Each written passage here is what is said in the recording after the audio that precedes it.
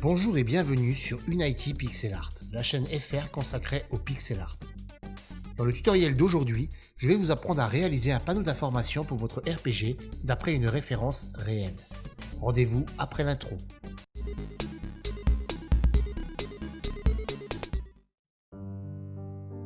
Avant de commencer la vidéo, je voulais vous remercier. La chaîne vient de passer le cap des 100 abonnés, 106 au moment où je réalise cette vidéo. Et tout cela, c'est grâce à vous. Je suis vraiment ravi de voir la communauté s'agrandir jour après jour. Malgré tout, dans l'analytics, je m'aperçois que beaucoup d'entre vous restent non abonnés.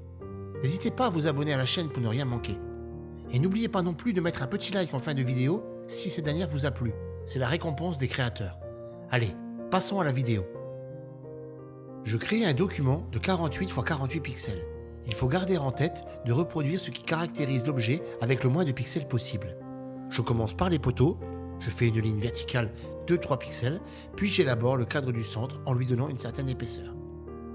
Je copie et je colle le poteau de l'autre côté, puis je vais ajuster car on peut voir qu'il y a un petit défaut à gauche. J'enlève les pixels posant problème et je ferme la forme. Ensuite, je repositionne pour n'avoir que 2 pixels entre le haut des poteaux et la case centrale. Pour finir, je sélectionne le panneau, je le déplace pour pouvoir avoir l'espace disponible du toit. La réalisation du toit n'est pas très compliquée, il suffit de tirer une ligne horizontale et de remonter pour la profondeur de la petite toiture.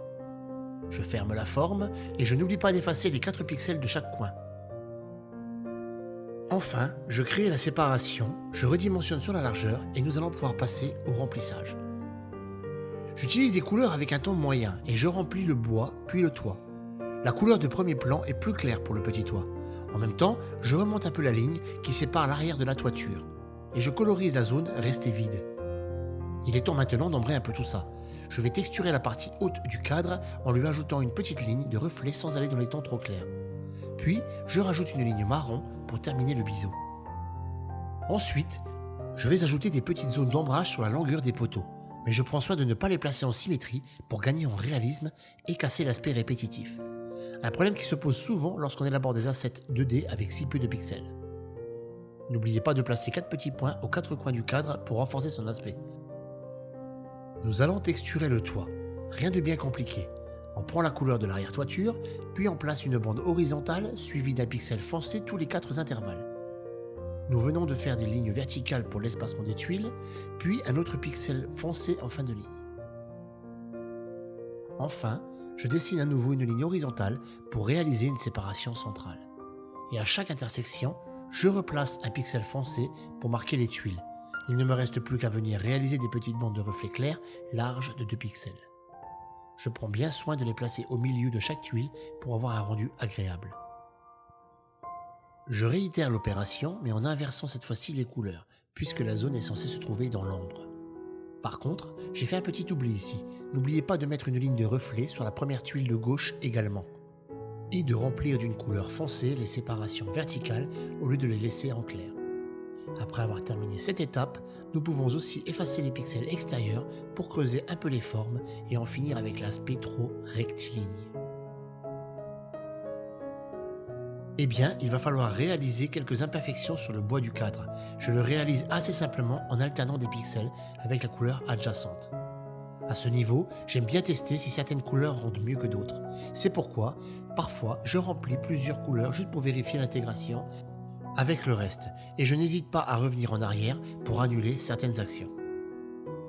Je prends une couleur blanche pour le fond du cadre, comme sur la photo de référence, puis je remplis. Ensuite, je prends une couleur jaune sable, puis verte, et je viens faire comme sur la photo, je réalise une petite zone de sable avec de la verdure. Encore une fois, notez que l'on ne cherche pas à reproduire à l'identique, d'ailleurs une case ne suffirait pas. Je préfère suggérer les détails, ce qui rendra quand même beaucoup mieux au final.